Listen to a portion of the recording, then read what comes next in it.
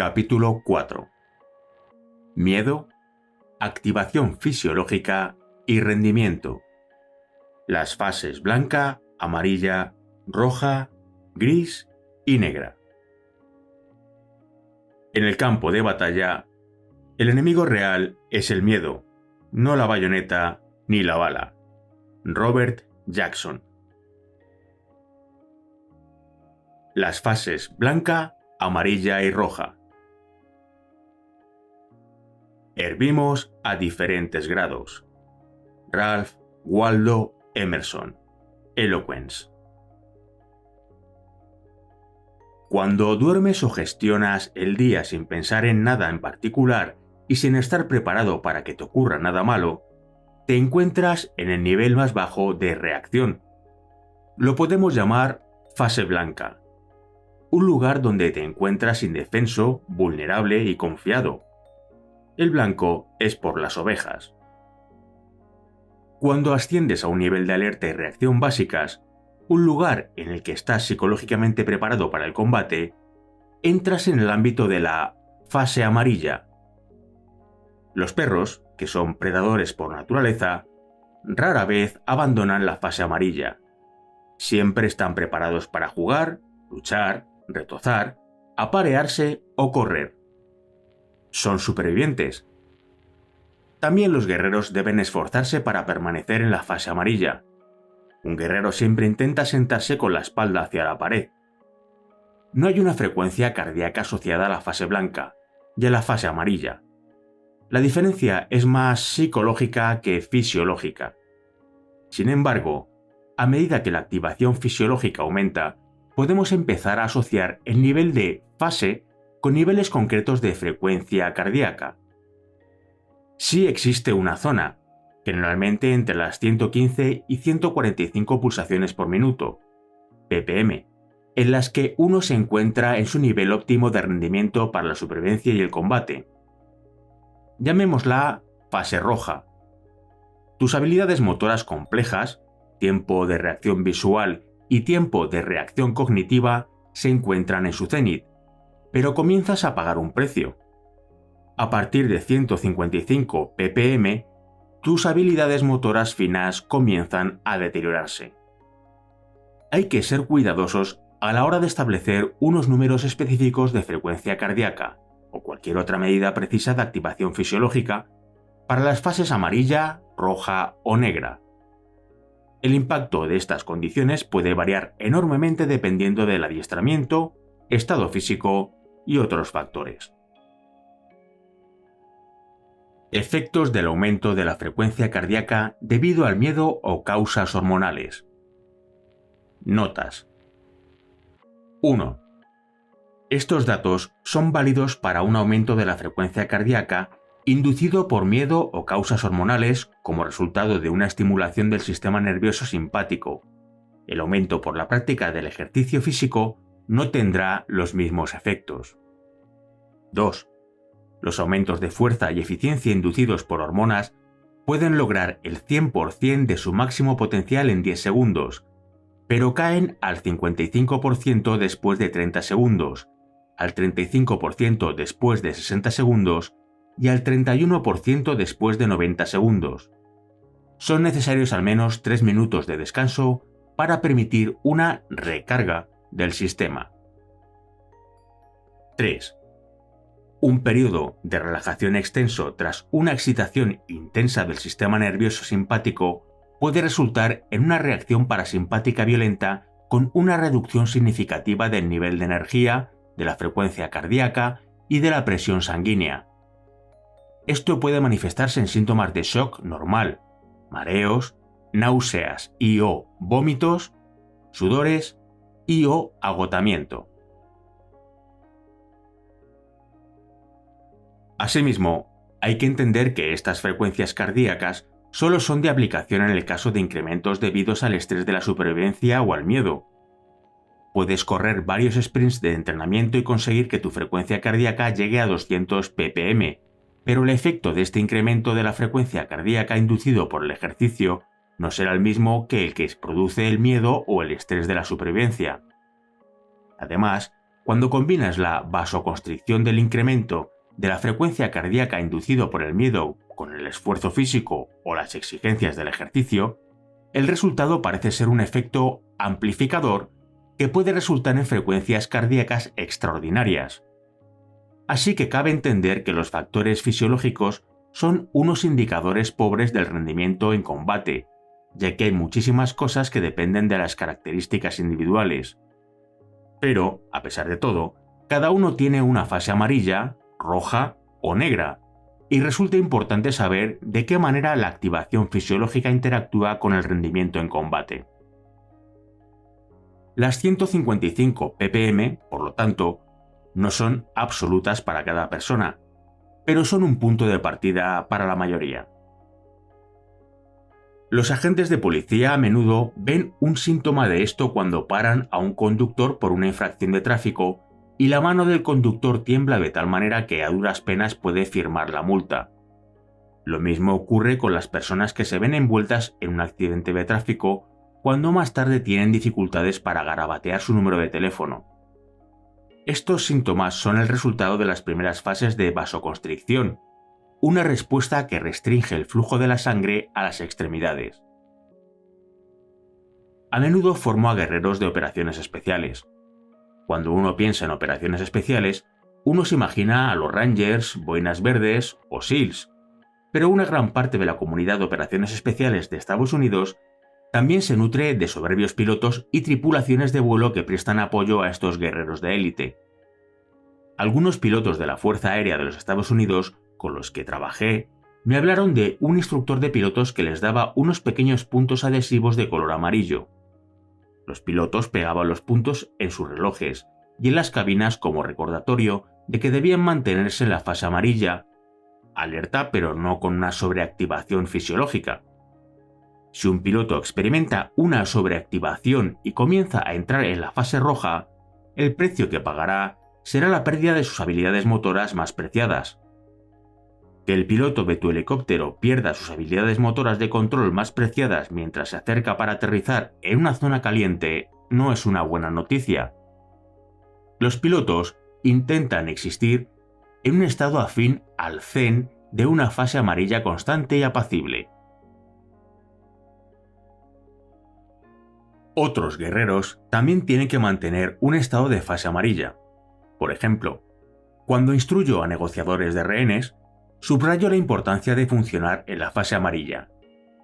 Me enorgullezco de ser miembro del panel de consejeros técnicos de la American Sniper Association, probablemente la asociación privada de adiestramiento de francotiradores del ejército y la policía más destacada del mundo.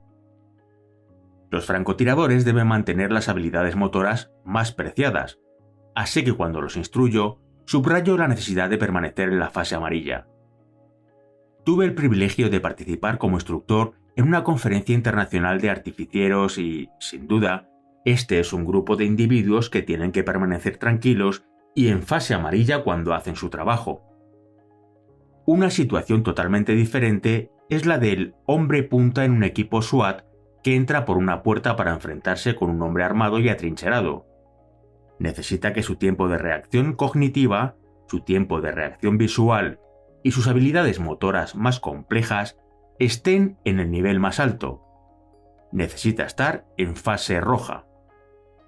Cierto es que pierde algunas de sus habilidades motoras más preciadas, pero en este caso se trata de un precio a pagar aceptable. Mediante un entrenamiento intenso y de incesante repetición, convertirá las habilidades que necesita en memoria muscular. Los recambios de cargador, los ejercicios de resolución de interrupciones, el manejo de las armas y esposas son unas pocas de las muchas habilidades que tiene que ensayar hasta que pueda realizar estas tareas complejas sin error alguno, sin un pensamiento consciente, a pesar de estar en la fase roja. Puede que se meta en problemas si tiene que realizar una habilidad motora precisa que no ha ensayado, pero se trata de un riesgo aceptable. El nivel óptimo de actividad fisiológica. Imposible si aprietas los tornillos de tu valor. Shakespeare. Macbeth. El vínculo de una frecuencia cardíaca específica con el rendimiento de una tarea fue introducido por Bruce K. Seidel, autor de un libro excelente, Shaping the Warrior's Edge, y uno de los grandes pioneros en el campo de la ciencia del guerrero. En 1997 me pidieron que escribiera una entrada sobre los efectos psicológicos del combate en la Academic Press Encyclopedia of Violence, Peace and Conflict. Le pedí a Bruce Seidel que escribiera el artículo conmigo debido a la investigación que había realizado sobre la fisiología del combate. En el artículo incluimos el gráfico de la frecuencia cardíaca y rendimiento con su escala termométrica. Se pidió a expertos de talla mundial que valoraran nuestra entrada en la enciclopedia. Las reseñas fueron muy positivas y una persona señaló incluso que era brillante. Ya que la evaluación por expertos se realiza a ciegas, probablemente nunca sabré la identidad de estos amables y generosos evaluadores, pero lo cierto es que esta investigación no es realmente brillante. Se trata tan solo de un viejo soldado y de un viejo poli haciendo preguntas que nadie había hecho. Estos hallazgos iniciales serán actualizados y modificados a medida que dispongamos de nueva información. Hoy en día podemos avanzar en este modelo mediante la integración de los códigos de colores y el modelo de la U invertida, un modelo clásico y universalmente aceptado de estrés y rendimiento, junto con la información sobre la frecuencia cardíaca de Bruce Seidel para confirmar un modelo unificado de estrés y rendimiento. Cabe señalar que el sistema de códigos de color, que fue popularizado por el coronel Jeff Cooper, uno de los más grandes pioneros en el campo de la ciencia del guerrero, siempre ha sido un estado mental más que un nivel fisiológico. Se utiliza aquí con las debidas disculpas y con el crédito debido a sus creadores originales. La fase gris, piloto automático e inoculación del estrés. Les digo a mis hombres que sentir miedo está bien. Si pensaras que no tienes miedo, me lo pensaría 2 veces sobre ti. Se trata de aprender cómo operar con ese miedo, abrirse camino y hacer tu trabajo como un profesional. Sargento Mayor de Comando Bob Gallagher, Ejército de Estados Unidos, veterano de Somalia durante la preparación de sus soldados para la invasión de Irak. Pete Pomerleau y Don Lazari son instructores de policía asociados con el BAHR Training Group, una organización que instruye a policías a gran escala. Han estado recreando parte de la investigación de Seidel en la que se colocan dispositivos de control de la frecuencia cardíaca en el cuerpo de agentes del orden que participan en simulaciones de combate mediante el uso de paint bullets en condiciones altamente estresantes. Estas balas duelen cuando impactan, lo cual es deseable porque el dolor y la posibilidad del dolor convierte este adiestramiento en una forma de inoculación del estrés. Necesitamos más investigaciones sistemáticas en esta área, pero el trabajo del BAHR consiguió los mismos resultados que Bruce Seidel. Pomerleau y Lazari descubrieron que, cuando un policía medio experimenta un incremento de la frecuencia cardíaca inducido por el estrés, es decir, inducido por la adrenalina, hasta situarse cerca de las 145 ppm, se produce un colapso serio del rendimiento. Aunque esto no le ocurre a todo el mundo. Al parecer, si has practicado las habilidades requeridas, puedes llegar hasta el límite en la fase roja, consiguiendo un rendimiento extraordinario con unos niveles de frecuencia cardíaca acelerados. Vamos a llamar a esta zona, aproximadamente entre las 145 y las 175 ppm, fase gris. Más allá de la fase gris se encuentra la fase negra, un área marcada por el colapso catastrófico del rendimiento mental y físico que trataremos en breve. Todas estas investigaciones se encuentran todavía en sus inicios, en un estado embrionario de fascinante indagación. En Warrior Science, Bruce Seidel escribe: el estudio del comportamiento del hombre en combate es un estudio de paradojas y extremos. La experiencia del combate es intangible y se esconde en profundos recovecos de la psique humana. En consecuencia, resulta difícil mostrar en gráficos, con medidas científicas, la experiencia del combate e incluso es más difícil que el mundo de los estudiosos e historiadores pueda acceder a la misma. La fase gris, en particular, es verdaderamente una zona gris sobre la que todavía necesitamos realizar más investigaciones. Ron Avery es un instructor de policía y un tirador de pistola de combate de primer orden que ha protagonizado 3 vídeos didácticos de gran éxito llamados Secrets of a Professional Shooter. Ron apunta que funciona en 2 niveles durante una competición. Cuando está corriendo y tirando, su frecuencia cardíaca se sitúa alrededor de las 145 ppm. Para los policías que participaron en las investigaciones de Bruce Seidel y del grupo BAHR, 145 ppm representa un nivel en el que el rendimiento comienza a desplomarse. Pero para Ron, este es su nivel óptimo de estimulación porque es cuando puede llegar hasta el límite. Ha ensayado y se ha entrenado, convirtiendo cada acción en memoria muscular, lo que le permite funcionar a un nivel experto en la fase gris. Este concepto de memoria muscular también se conoce como piloto automático, y será tratado más adelante con más detalle. Ron Avery denomina este proceso aclimatación al estrés, un buen término descriptivo. El concepto fundamental es que el éxito pasado bajo condiciones estresantes aclimata para situaciones similares y promueve los éxitos futuros. Para describir este proceso, yo empleo el término psicológico inoculación. Con independencia de cómo lo llamemos, no hay duda de que funciona, tal y como Ron lo expresa.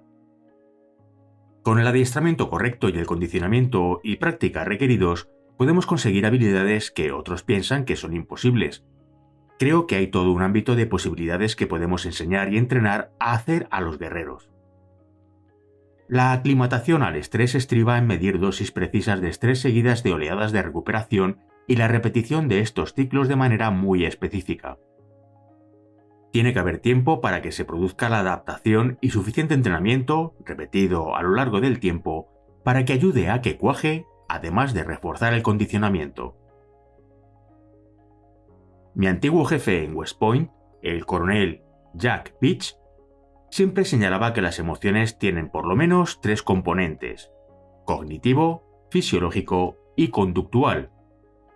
Una parte importante de lo que conseguimos, mediante la inoculación del estrés, es cognitiva. La experiencia del estudiante durante el entrenamiento le ayuda a eliminar algo de la sorpresa cuando se da la situación real. Un entrenamiento efectivo también eleva la sensación de confianza del estudiante, lo que constituye otro aspecto cognitivo de la inoculación del estrés. La sensación de efectividad personal y confianza en uno mismo, creada por un entrenamiento realista, reduce tanto el estrés como cuando los músculos van en piloto automático. Como señaló el duque de Wellington, ningún hombre teme hacer aquello que sabe que hace bien.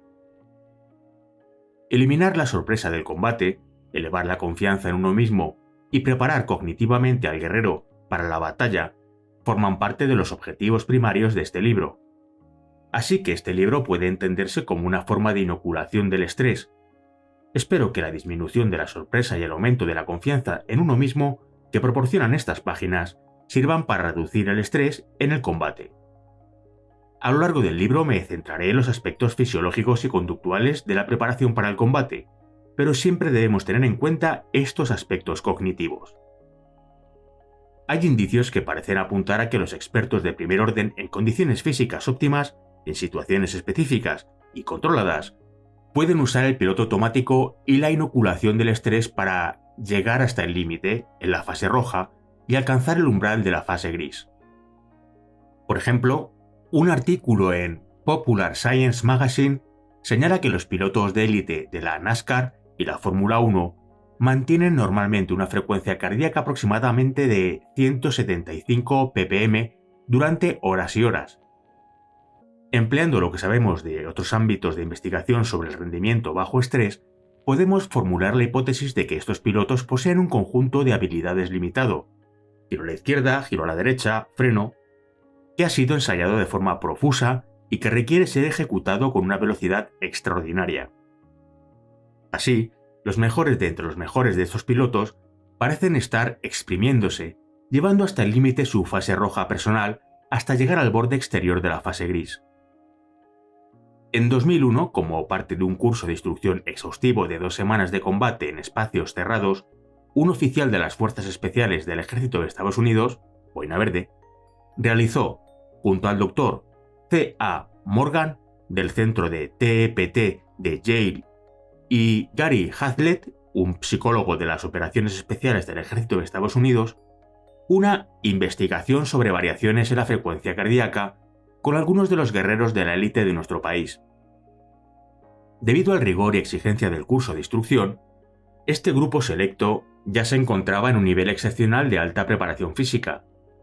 Gracias a los muchos años de entrenamiento físico y al amplio desarrollo de habilidades de combate, básicamente se han convertido en atletas del combate de primera magnitud. El instructor principal diseñó y llevó a cabo un test de estrés basado en combate en espacios cerrados de fuerza contra fuerza.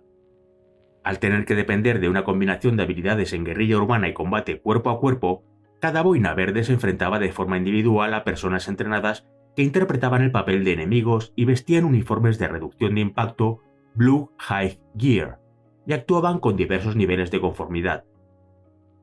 Los boinas verdes llevaban equipos de Full Combat y armas equipadas con Paint Bullets para la fuerza letal y podían emplear habilidades de Full Contact con las manos para situaciones no letales, cuando se internaron en un entorno macabro escasamente iluminado en el que reinaba un ruido ensordecedor. Entonces, y sin previo aviso, un controlador produjo un estímulo de dolor con un shock eléctrico en la parte superior del cuerpo de cada uno de los participantes que reproducía el golpe del fuego enemigo. A pesar de estas circunstancias adversas extraordinarias, todos los guerreros actuaron de forma soberbia. Examinar tan solo la frecuencia cardíaca máxima es una burda simplificación de la compleja naturaleza de la variabilidad de la frecuencia cardíaca. Pero resulta interesante señalar que aquellos cuyo rendimiento fue mejor tenían una frecuencia cardíaca máxima cercana a 175 ppm, mientras que aquellos que fueron menos competentes, por escaso margen, tenían una frecuencia cardíaca máxima en torno a 180 ppm. Al igual que nuestros pilotos de NASCAR, 175 ppm parece ser el nivel óptimo de rendimiento, e incluso a ese nivel su condición física y su prolongado entrenamiento ofrecieron la inoculación del estrés y la respuesta de piloto automático que les permitió llegar hasta el límite en la fase roja hasta bordear la fase gris. Sin embargo, se dieron excepciones. Tras cada enfrentamiento, los boinas verdes debían retener a cada enemigo, ya estuviera muerto o reducido en combate cuerpo a cuerpo con flex cuffs, un tipo de esposas flexibles consistentes en una brida estrecha de plástico con un pequeño agujero en un extremo de un solo sentido. El otro extremo, corredero, se inserta en el agujero para ser tensado. Hay versiones más pequeñas que se utilizan a veces para cerrar bolsas de basura de plástico. Insertar el extremo de esta sujeción en el pequeño agujero requiere un grado relativamente alto de habilidades motoras finas, un proceso que los boinas verdes no habían ensayado en demasía. El resultado fue que aquellos que no llevaban las flex cuffs con el extremo preinsertado, tal y como se les había enseñado, tuvieron claramente mayores dificultades cuando tuvieron que realizar el procedimiento de esposar bajo un estrés extremadamente alto. Algunos, a veces, fueron claramente incapaces de ensartar las esposas y a la postre no inmovilizaron de forma adecuada a sus sujetos. Los soldados que prepararon sus esposas de forma adecuada realizaron la maniobra en piloto automático y pudieron esposar a la vez que vigilaban el entorno.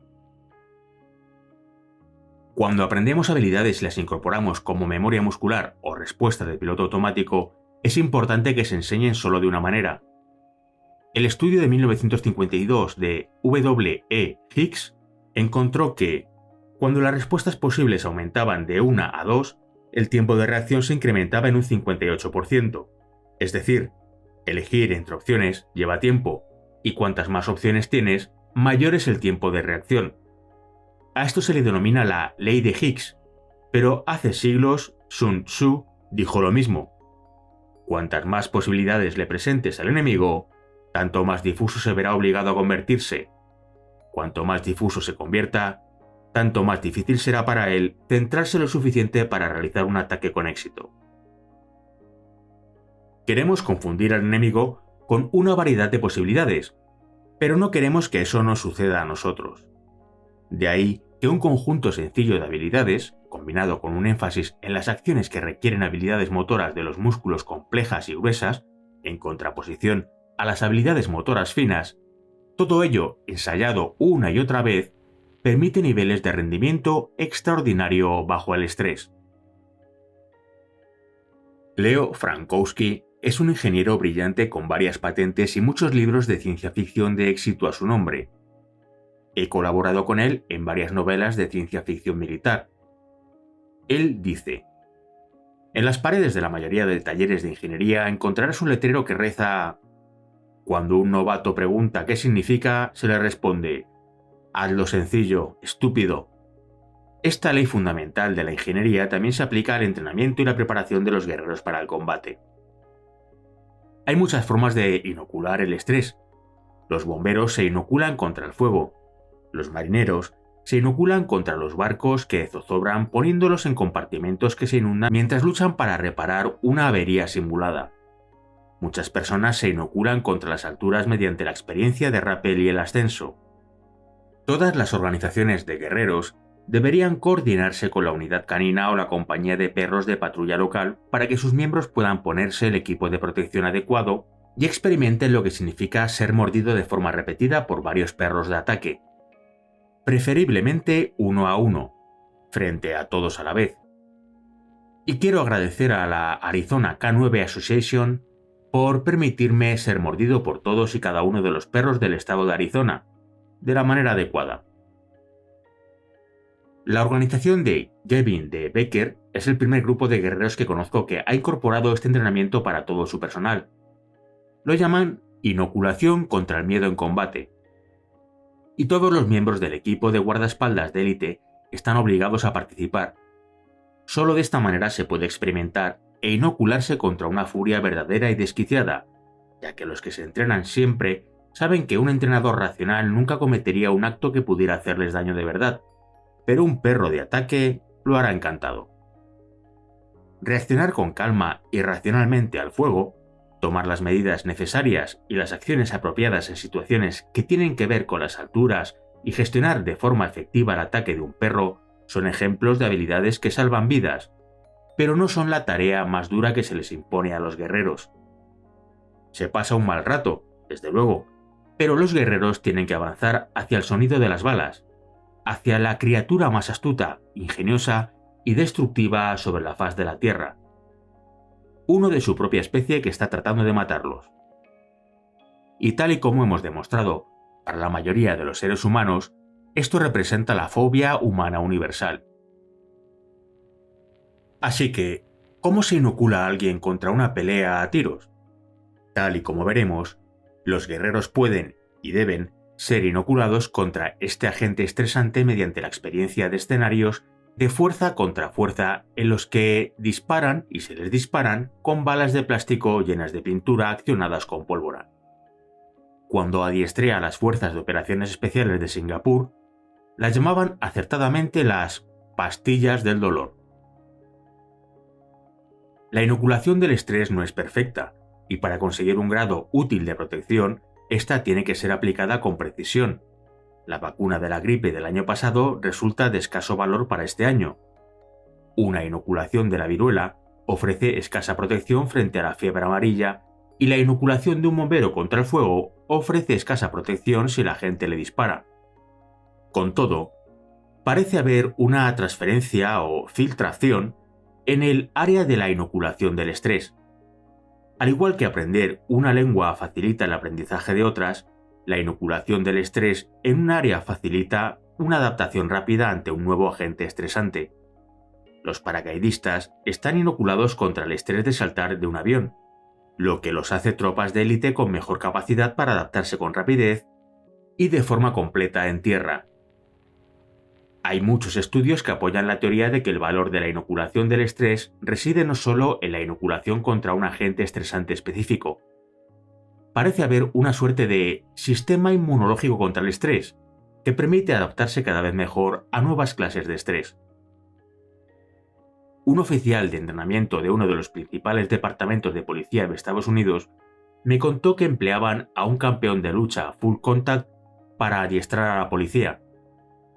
Era profundamente respetado y extraordinariamente competente como luchador de combate cuerpo a cuerpo. Su nivel de inoculación de estrés en el combate sin armas no tenía parangón. Sin embargo, cuando le invitaron a participar en un escenario de fuerza contra fuerza con Paint Bullets, se comprobó que de poco le servían sus habilidades en el combate sin armas.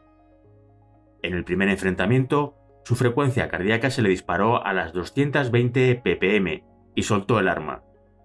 Sin embargo, su inoculación del estrés previa le permitió adaptarse rápidamente y al cabo del día su rendimiento ya era soberbio. Este guerrero debe ser respetado y admirado por su disposición a someterse a la vergüenza de aprender una nueva habilidad delante de otros. No hay nada de lo que avergonzarse cuando uno no lo consigue. Para un guerrero, la única causa de vergüenza es no haberlo intentado. El empleo de la respiración táctica para mantenerse en la fase. No tendré miedo. El miedo es lo que mata a la gente. El miedo es la pequeña muerte que trae la destrucción total. Me enfrentaré a mi miedo. Permitiré que me pase por encima y a través de mí. Y cuando ya se haya ido, dirigiré mi ojo interno para ver su camino. Allí, por donde el miedo haya pasado, no habrá nada. Solo quedaré yo. Frank Herbert. Dune. Las respuestas de piloto automático desarrolladas mediante la práctica repetitiva y la inoculación del estrés mediante un entrenamiento realista y estresante son dos formidables y efectivas herramientas para llegar hasta el límite y mantenerse en la zona. Una técnica adicional para controlar la respuesta fisiológica son los ejercicios de respiración táctica. Volvamos a Ron Avery y a su rendimiento como tirador profesional. Cuando corre y dispara en una competición de tiro profesional, su frecuencia cardíaca se eleva a aproximadamente 145 pulsaciones por minuto. Pero cuando se mantiene inmóvil y dispara, su pulsación se mantiene en torno a las 90 pulsaciones por minuto. Se arrastra a sí mismo para abajo hasta la fase amarilla, al igual que un francotirador que realiza disparos tranquilos de precisión. Un buen tirador profesional funciona a dos niveles, oscilando entre las fases amarilla y roja, o a veces en una fase roja que se extiende hasta la esfera de la fase gris. Algo parecido ocurre con los jugadores de baloncesto profesionales. Recorren la cancha de arriba abajo funcionando en lo alto de la fase roja, a menudo llegando al límite hasta entrar en la zona gris, lo cual está bien para esa fase del juego. Sin embargo, si un jugador se detiene para realizar un tiro libre mientras su corazón bate en su pecho, lanzará una pedrada, es decir, fallará. Normalmente, un jugador de baloncesto profesional se toma una pausa antes de realizar un tiro libre y de forma intuitiva sabe respirar profundo varias veces. Utiliza todo el tiempo del que dispone para conseguir bajar su frecuencia cardíaca. Rueda sus hombros musculosos lentamente, relaja conscientemente su cuerpo y evita mirar a la muchedumbre mientras se concentra en su tarea. De forma intencionada, se arrastra a sí mismo para abajo hasta la fase amarilla, convirtiéndose en un francotirador para poder realizar el lanzamiento. Todos los jugadores de baloncesto entienden de forma intuitiva que, si quieren encestar el tiro libre, tienen que alternar entre las fases amarilla y roja. Para aquellos que no llegan hasta el límite mediante el ejercicio físico y el entrenamiento repetitivo, la fase gris es, por lo general, una esfera en la que las habilidades motoras complejas se colapsan. Una de las cosas que parece que sucede es que se da paso a la simetría bilateral, lo que significa que probablemente lo que haces con una mano lo harás con la otra.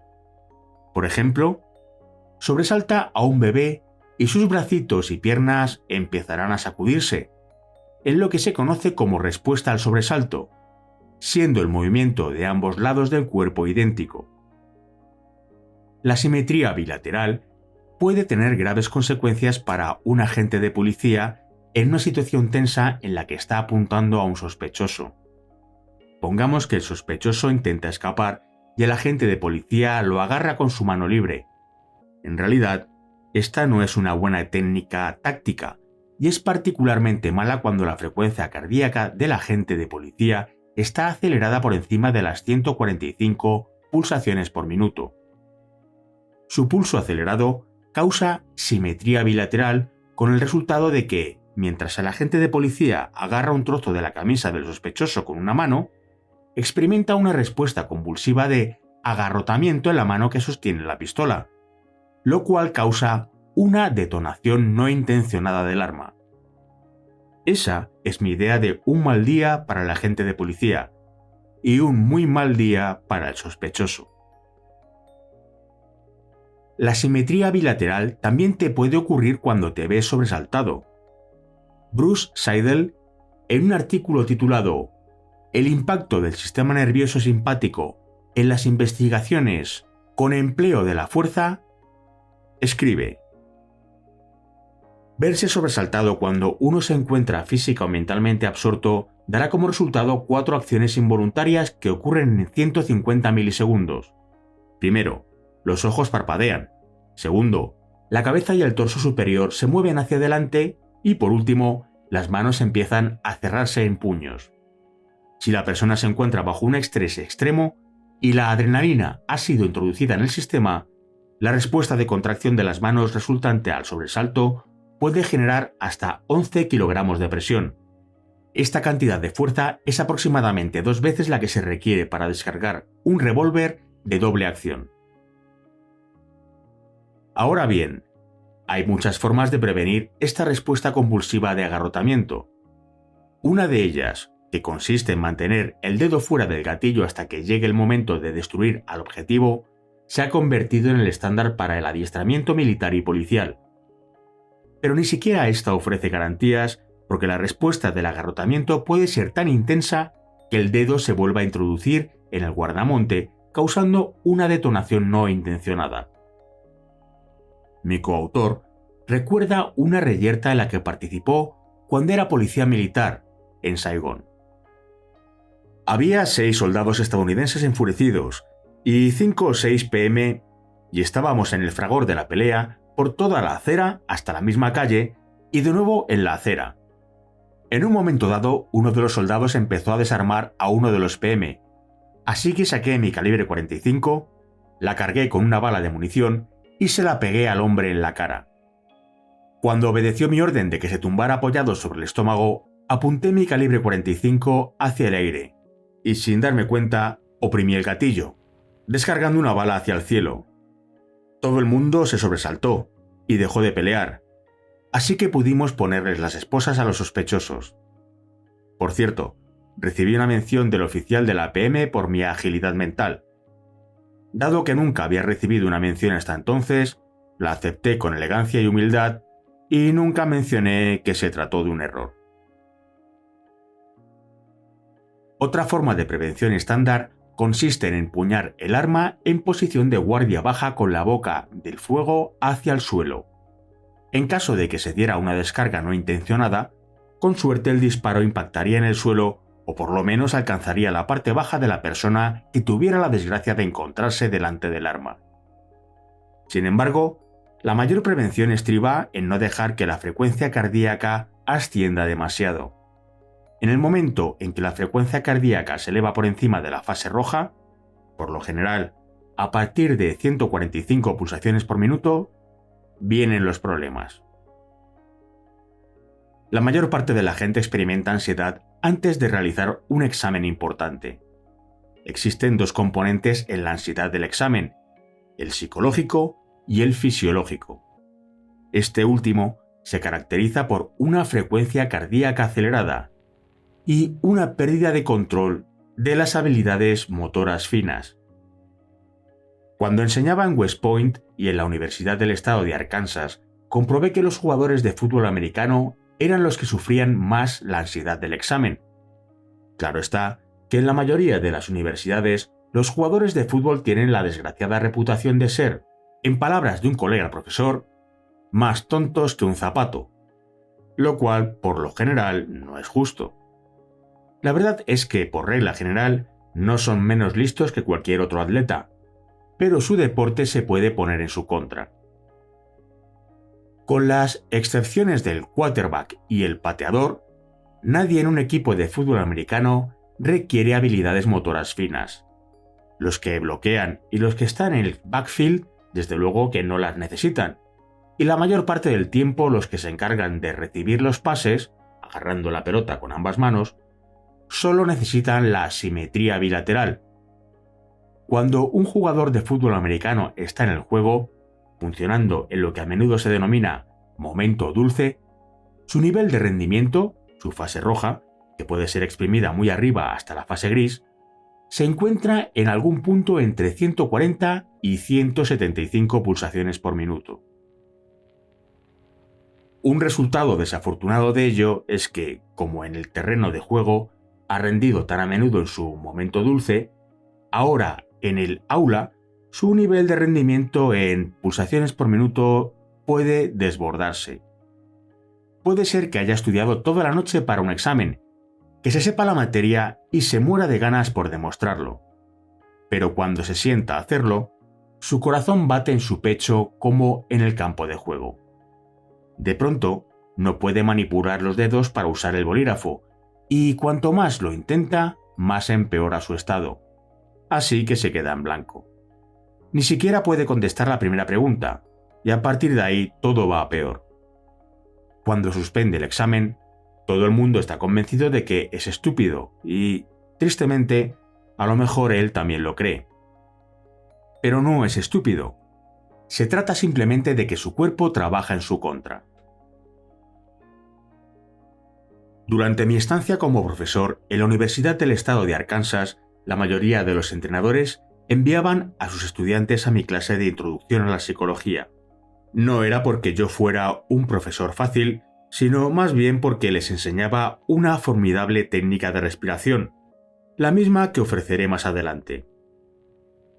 Vigilaba a los estudiantes cuando se examinaban para que nadie copiara, pero la razón principal era intentar descubrir signos de ansiedad. A menudo los veía encorvados mientras hiperventilaban. Si tenían la tez clara, sus caras se volvían blancas alrededor de la nariz y los labios, y también sus nudillos. Cuando esto ocurría, sabía que tenía a alguien sufriendo la ansiedad del examen. Así que, periódicamente durante el examen, hacía que todos se detuvieran y dejaran sus lápices. Y decía mi mantra: es un tiro libre. Es un tiro libre. Entonces hacía que la clase entera hiciera exactamente lo que hace un jugador de baloncesto para prepararse para un tiro libre: respirar para bajar la frecuencia cardíaca. Concretamente les hacía practicar el ejercicio de respiración táctica de 4 tiempos que emplean los equipos de élite SWAT y los soldados de operaciones especiales en todo el mundo. Y funcionaba. La respiración táctica es verdaderamente una revolución en el adiestramiento del guerrero, y yo soy tan solo una de las numerosas personas que enseñan esta técnica. El Caliber Press Street Survival Seminar es un programa de primer orden que ha entrenado a cientos de miles de agentes de policía con este método y ha recibido un enorme feedback que confirma que la respiración táctica ha salvado sin duda muchas vidas. Si esta técnica puede ser útil para jugadores de baloncesto universitarios en el fragor de un partido y para jugadores de fútbol americano que se enfrentan a la ansiedad del examen, ¿no será infinitamente más importante para los guerreros que toman decisiones de vida o muerte y reciben disparos de vida o muerte en el entorno tóxico, corrosivo y destructivo de la fobia humana universal? La fase negra. Oh raciocinio, has ido a buscar asilo en los irracionales, pues los hombres han perdido la razón. Shakespeare, Julio César. Las investigaciones de Bruce Seidel, los artículos de Popular Science sobre los pilotos de la NASCAR y las investigaciones sobre el test de estrés de los boinas verdes indican sin excepción que 175 pulsaciones por minuto es lo más alto a lo que se puede empujar la fase roja y adentrarse en la misteriosa fase gris.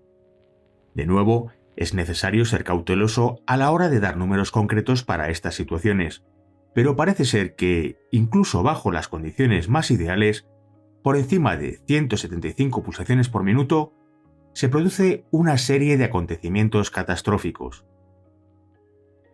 Los cardiólogos nos dicen que en un determinado momento una frecuencia cardíaca incrementada se vuelve contraproducente porque el corazón bombea tan rápido que no puede extraer una carga entera de sangre antes de bombearla hacia afuera.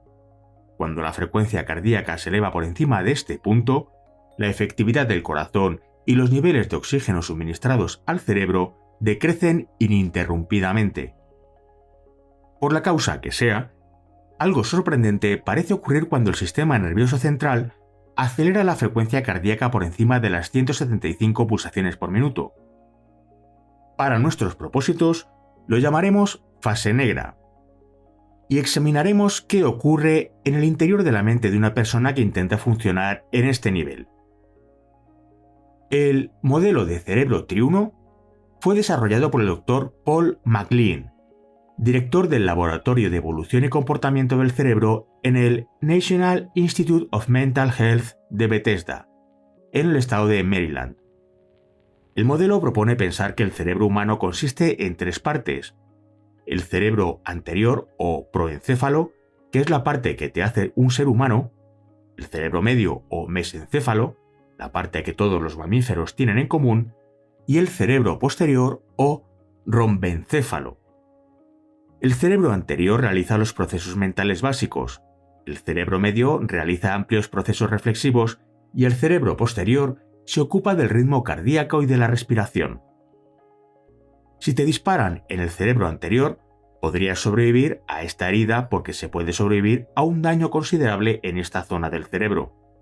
De hecho, siendo adolescente, un médico podría haberte practicado una hemisferectomía, que supone extirpar la mitad del cerebro, y podrías incluso haber llevado una vida funcional completa. Sin embargo, el daño severo ocurre cuando una bala impacta en el cerebro medio, y si incluso una bala del calibre pequeño penetra en el cerebro posterior, la intrusión detendría tu respiración y tu ritmo cardíaco. Cuando entras en la fase negra, tu proceso cognitivo se deteriora, lo que no deja de ser una manera elegante de decir que dejas de pensar. Brásidas de Esparta dijo que el miedo hace que los hombres olviden, y una habilidad que no puede luchar es inútil. En la fase negra uno puede correr y luchar como un oso enorme sin pelo ni uñas, pero eso es todo lo que puede hacer. El cerebro anterior se cierra y el cerebro medio, el cachorro, en el interior, esa parte que es igual al cerebro de tu perro, se alza y secuestra al cerebro anterior.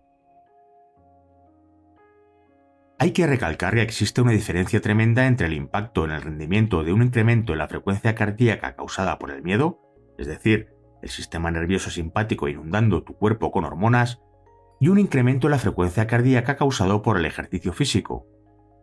Cuando el corazón te late con fuerza debido al esfuerzo físico, la cara se te pondrá roja como un tomate, pues los vasos sanguíneos se abren del todo para hacer llegar sangre a los músculos. Pero en un incremento en la frecuencia cardíaca causado por el miedo, la cara se te pondrá blanca debido a la vasoconstricción.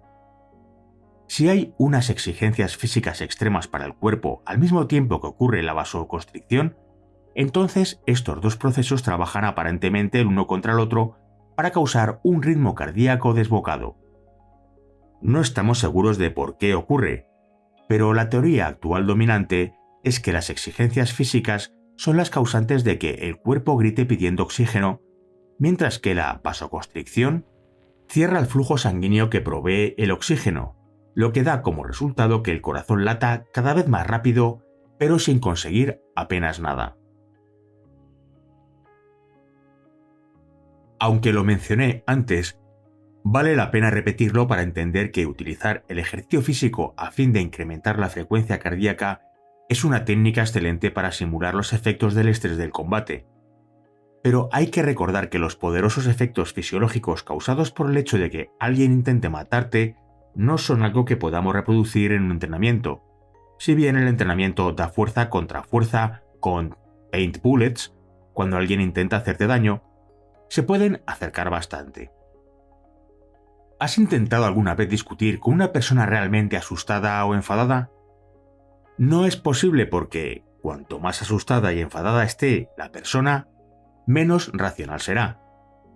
Esto se debe a que su cerebro anterior se ha cerrado y su cerebro medio, el que es igual al de un perro, ha tomado el control. De hecho, es casi como si intentaras discutir con tu perro. La experiencia puede parecerle intrigante, pero poco vas a conseguir. Tampoco conseguirás mucho cuando intentas hablar con un ser humano en este estado alterado. Para conectar con él, primero tienes que tranquilizarlo. Ardwall y Christensen en Deadly Force Encounters ofrecen un ejemplo clásico de este comportamiento. El oficial Peterson no oyó detonar la escopeta del otro oficial o el disparo de la pistola de su compañero, ni siquiera su propio disparo, pero todos los disparos alcanzaron al sospechoso. Me acerqué al tipo, que se deslizó sobre el asiento de su coche hasta quedarse sentado, y alejé la vereta con el pie. Otro oficial recogió el arma mientras otros dos tiraron del hombre hasta ponerlo sobre su estómago y lo esposaron. Peterson recibió una descarga de adrenalina más grande que lo que pudiera producir una píldora sintética. Fui al coche y marqué el teléfono de mi casa. Me saltó el contestador, pero sabía que mis chicos estaban en casa. Probablemente aún dormían. Comencé a gritar para que alguien descolgara el teléfono y continué gritando hasta que desperté a los chicos que dormían abajo. Cuando contestaron, les empecé a gritar lo que había sucedido y que quería verlos. Tan solo necesitaba abrazarlos. Cuando me preguntaron cómo llegar, les dije que mi compañero iría a buscarlos. Peterson cuenta que la descarga fue tan intensa, tan extraordinaria, que fue casi como una experiencia extracorpórea. Nadie llevó a los chicos al lugar del incidente. Vasoconstrictor. Blanco de miedo. No tengo tiempo para sangrar. Jesse Ventura. Piensa en esas frías mañanas cuando tus dedos están blancos y no hacen lo que les dices. Ese es un ejemplo de una vasoconstricción causada por el frío. También ocurre como consecuencia del estrés. En su fase inicial, cuando entras en la fase roja, comenzando en torno a las 115 pulsaciones por minuto, empiezas a sentir una pérdida de las habilidades motoras finas. En la fase gris, comenzando en torno a las 145 pulsaciones por minuto, el individuo medio comienza a perder habilidades motoras complejas. Pero cuando tu corazón se acelera hasta la esfera de la fase negra, los efectos de la vasoconstricción resultan catastróficos. Es fácil detectarlo en una persona de tez clara, si bien le ocurre a cualquier persona de cualquier raza, porque la piel se pone blanca cuando se constriñe el flujo sanguíneo a las capas superiores del cuerpo. En concreto, el corazón bombea la sangre a través de las arterias y luego, en la etapa precapilar, justo antes de entrar en los capilares, el flujo sanguíneo se detiene. En un nivel bajo de vasoconstricción, debido al frío o al estrés, solo se cierran los pequeños capilares sanguíneos, lo que provoca una cierta pérdida de las habilidades motoras finas. Le ocurre a tus dedos esas mañanas frías, y también cuando estás sometido al estrés. A medida que la vasoconstricción se intensifica, el flujo sanguíneo a los músculos motores complejos comienza a cerrarse. La sangre se acumula en el grueso del cuerpo y en los grandes grupos musculares y la presión sanguínea se dispara. Este incremento en la presión sanguínea es un aspecto importante de lo que le está sucediendo a tu cuerpo. Las investigaciones del Federal Law Enforcement Training Center sugieren que la presión arterial sistólica es un mejor indicador del estrés que el ritmo cardíaco. La capa exterior de tu cuerpo se convierte en una capa de armadura, y siempre que no te hieran en una arteria, puedes recibir una gran cantidad de daño sin perder mucha sangre. De ahí que las heridas superficiales en la cara y el cuero cabelludo suelan sangrar más. En esta región, los vasos sanguíneos de entrada y salida están muy cerca de la superficie, así que la habilidad de la vasoconstricción para limitar el sangrado es menos efectiva. Esto parece ser un mecanismo de supervivencia destinado a limitar la pérdida de sangre en una situación de combate. El precio a pagar, sin embargo, es una pérdida del control motor porque, cuando los músculos dejan de recibir sangre, dejan de funcionar. A la postre, habrá una reacción contraria denominada vasodilatación, que es lo contrario de la vasoconstricción. Cuando la vasodilatación ocurre, tus venas se abren completamente y, si eres de tez clara, se te enrojece la cara. A veces, los agentes de policía se refieren a ello como cara de tomate, y han aprendido que generalmente representa un peligro significativamente menor que la cara blanca de vasoconstricción. Bruce Seidel ofrece un ejemplo clásico de vasoconstricción. Cuando 3 policías estaban comprobando entre ellos si alguno había resultado herido tras un tiroteo, uno de ellos encontró una pequeña doblez por delante y por detrás de la parte superior de su manga. La bala debió de pasarme cerca, dijo visiblemente aliviado. Pero tan pronto como pronunció esas palabras, la herida de su brazo se abrió y la sangre empezó a manar a borbotones. Cuando pensó que estaba bien, se relajó, lo que causó que la vasoconstricción se parara y empezara la vasodilatación. Marca el 112. El cerebro medio no tiene ninguna filosofía. No siente duda ni arrepentimiento. Solo conoce la vida y la muerte sin matices. El cerebro medio nunca está confuso y nunca vacila. Su trabajo consiste en sacarnos del desastre con vida. No es bueno a la hora de realizar varias tareas a la vez. Nunca se disculpa, nunca mira atrás y nunca derrama lágrimas. Cita.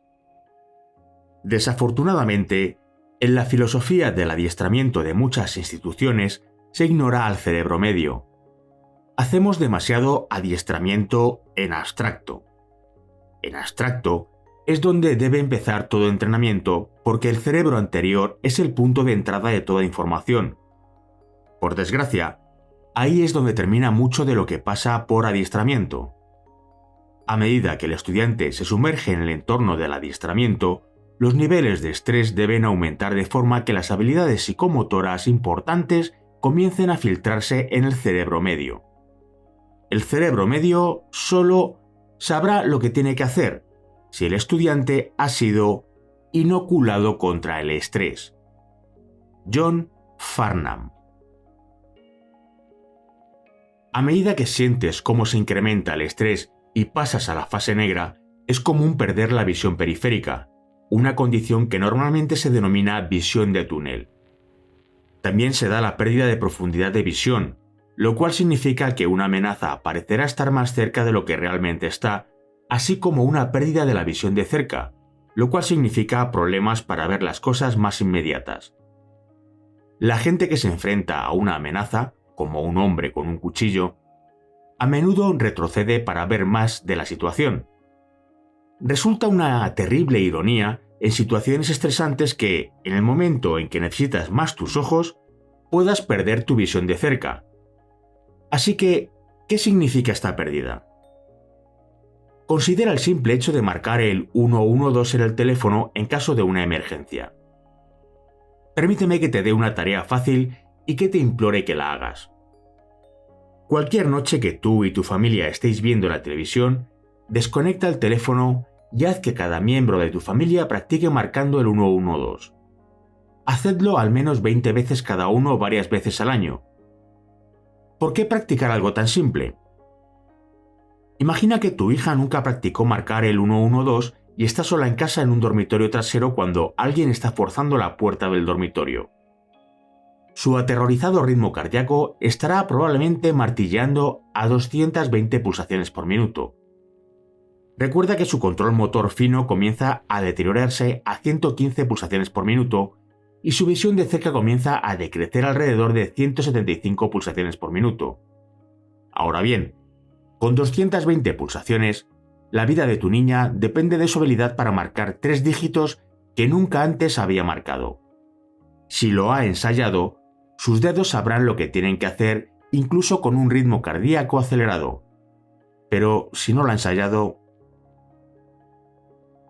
Un agente de policía me dio un ejemplo excelente. Soy un tipo un poco perezoso, me dijo. Nunca he buscado un número de teléfono en mi vida. Simplemente marco 411. Un día que estaba solo en su casa, se disparó en su casa accidentalmente en una pierna. Intentaba marcar el 112, pero solo conseguía pulsar 411. Como ese era el número telefónico que normalmente pulsaba, bajo estrés, sus dedos estaban en piloto automático. Al final, lo dejé correr, me explicó. Le dije a la operadora de información: «Soy policía, me he disparado, por favor, contacte con emergencias». Lo que ensayas es lo que harás bajo estrés. Si has estado marcando 411 durante años y nunca practicaste marcar el 112, entonces bajo estrés es probable que marques 411. En otro caso, un agente tuvo que realizarle una reanimación cardiopulmonar a su hija pequeña. Le dio el teléfono a su mujer y le dijo que llamara al 112, pero ella no pudo. Como no tenía práctica, no podía ver los números y no podía utilizar los dedos, ni siquiera para salvar la vida de su propia hija. Otro agente me contó que su mujer estaba sola en casa con los niños cuando de pronto los perros comenzaron a ladrar y alguien comenzó a tirar la puerta del comedor abajo. Manipuló el teléfono con torpeza y de forma desesperada, pero no podía ver los números. Al final consiguió marcar los números, lo que le salvó la vida. Un agente de un centro de preparación de la policía sufrió un infarto y, mientras yacía muriéndose, la asistente administrativa intentó sin éxito marcar el 112. Llamó una y otra vez sin conseguir hablar con una operadora de emergencias. Al final, fruto del enfado y la frustración, arrojó el teléfono al otro lado de la habitación, arrancando el cable de la pared. Más tarde, cuando ya se había tranquilizado y repuesto, se dio cuenta de que no había marcado el número necesario para las llamadas externas. Cualquiera que sea la habilidad que se requiere bajo estrés, esta tiene que ser ensayada con antelación. Por ejemplo, si uno marca el 112 en un teléfono móvil, tiene que acordarse de apretar el botón de llamada final. Esto es de todo sabido en un momento de tranquilidad y compostura, pero ¿qué ocurre cuando el ritmo cardíaco se acelera a 220 ppm? Ensáyalo ahora unas cuantas veces para que esté ahí cuando lo necesites, pero asegúrate de que el teléfono está desconectado.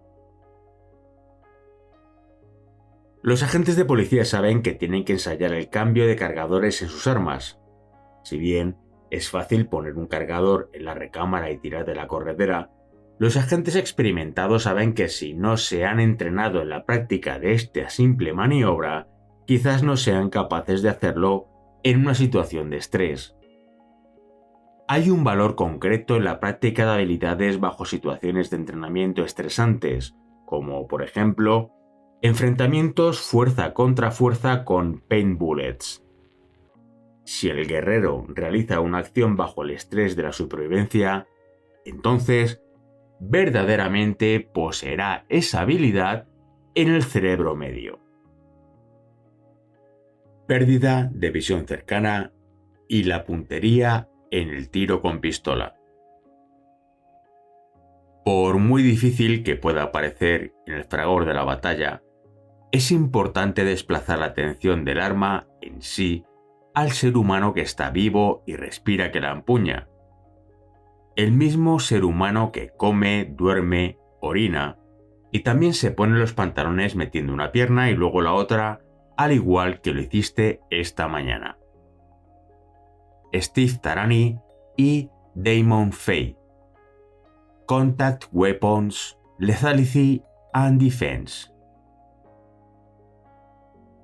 En las situaciones en las que el corazón late desbocado, la pérdida del control motor fino y de la visión de cerca nos obliga a entrenarnos en la práctica de cosas que parecen sencillas cuando estamos tranquilos y sosegados. En Sharpening the Warrior's Edge, Bruce Seidel señala que la habilidad motora fina disminuye a medida que se incrementa el ritmo cardíaco, pero que se puede limitar el impacto preparándose mental y físicamente con antelación. Cuando se da la pérdida de visión de cerca, puede que no seas capaz de ver las miras de la pistola. En un fusil, sucede que el punto de mira delantero está lo suficientemente alejado para que la habilidad para verlo claramente no se vea afectada por una pérdida de visión de cerca, y en una mira cerrada militar se supone que el alza queda desenfocada. Eso quizás ayude a explicar por qué prácticamente todos los ejércitos en todas las naciones adoptaron las miras cerradas para su armamento a lo largo del siglo XX. Mientras que no existe debate alguno sobre el hecho de que puede darse la incapacidad de concentrarse en el punto de mira delantero, sí que lo hay sobre cómo resolver el problema. Algunos dicen que si se te enseña a ver el punto de mira delantero durante suficiente tiempo y con un gran esfuerzo, en el momento de la verdad lo verás. Otros dicen que si recibes un par de balas y tu corazón se pone a 220 ppm, no se puede esperar que veas las marcas y que necesitarás aprender el tiro instintivo, llamado a veces tiro centrado en el objetivo o point shooting. Solo recuerda que bajo un estrés extremo puede que no veas las miras de tu pistola.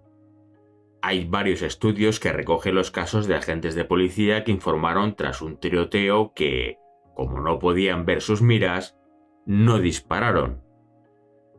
Debes saber con antelación que este fenómeno puede ocurrir, pero no dejes que te paralice. Si te encuentras en un enfrentamiento directo y desesperado de vida o muerte y tienes una posibilidad de acertar, confía en tu instinto. Apunta y dispara. Pero si estás teniendo problemas para concentrarte en las miras y solo dispones de unos segundos, respira. A la mayoría de nosotros se nos enseñó a respirar durante nuestros primeros días en el campo de tiro. Respirar, relajarse, apuntar, alinear, apretar. Toma aire. Aguántalo. Suéltalo. Aguanta y dispara. Esta es una oportunidad perfecta para ampliar el método de la respiración táctica. Si dispones de tiempo, respira y desciende a la fase roja para conseguir que las miras estén enfocadas. O llévalo un paso más allá. Y desciende a la fase amarilla para poder realizar un impecable disparo de precisión.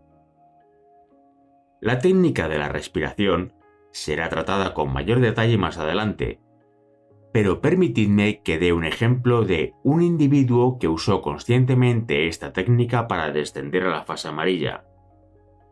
Un agente me explicó una experiencia que tuvo cazando. Tenía ese magnífico ciervo en mi punto de mira. Estaba en mi puesto de caza y el corazón me latía con fuerza en el pecho. Es un tiro largo con un ángulo desplazado y todo lo que puedo ver es la parte de atrás de su cabeza y cuello. Disponía de tiempo, así que respiré profundamente con el estómago 4 veces, como nos enseñó. La respiración me calmó el ritmo cardíaco y disparé. Si un pequeño ejercicio de respiración puede funcionar en la competición, en el campo de tiro y en la caza, debes saber que tendrá un enorme poder para controlar tu respuesta de estrés durante el combate.